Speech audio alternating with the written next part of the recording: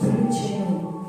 సంఘమంతటికి ఈ సంగతులు వినిన వారికి మిగుల భయము కలిగెను. నా ప్రియమైన దేవుని బిడ్డలారా, పరిశుద్ధాత్మ దేవుడు మనం నటించడం తప్పు.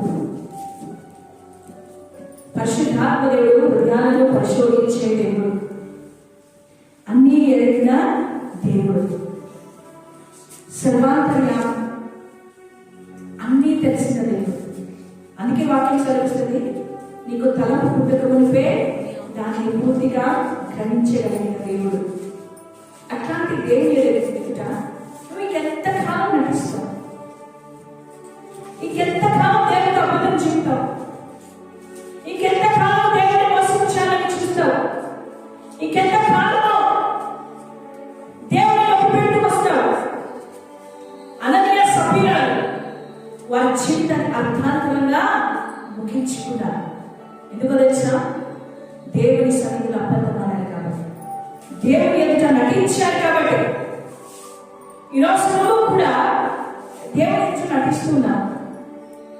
ఇది చెప్పడం అది కరెక్టో కాదో నాకు తెలియదు, కానీ దేవుని ఎదుట మనమందరము పెద్ద నటులే. అడిగితే మాకు జీతాలు రాలేదు, మాకు డబ్బులు రాలేదు, మా ఇల్లు వెళ్ళడమే కష్టం, ఇంకా దేవుడికి పేమెంట్ ఇవ్వాలా? ఏం దేవుడికి తెలీదా? నువ్వు ఎక్కడెక్కడ ఖర్చు పెడుతున్నావో దేవుడికి తెలీదా? నువ్వు ఎక్కడెక్కడ వృధాగా దేవుని సొమ్ములు పాడు చేస్తున్నావో నీకు తెలీదా? దేవుడికి తెలీదా? సంఘములో సంఘ కాపరికి, సంఘ సభ్యులకి అబద్ధమాడి నటించవచ్చు, కానీ నీ దేవుడు నేను చూస్తూ ఉంటున్నాడు. ఈరోజు ప్రతి కుటుంబంలో మనకు కావాల్సిన దానికంటే ఎక్కువగానే దేవుడు ఇస్తూ ఉన్నాడు. ఇచ్చినప్పుడు దేవుడికి ఇచ్చే దానిలో ఎందుకు చేయి వెనక్కి దాచుకుంటున్నా? ఒకరోజు ఉదాహరణ చెప్పి నేను ముగిస్తాను. ఒకరోజు ఒక వ్యక్తి సైకిల్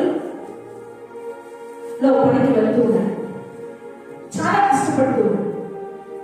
పనికి వెళ్తున్న ఆ వ్యక్తికి సైకిల్లో వెళ్తూ కష్టపడుతుంటే రోజు 100 రూపాయలు సంపాదించుకున్నాడు.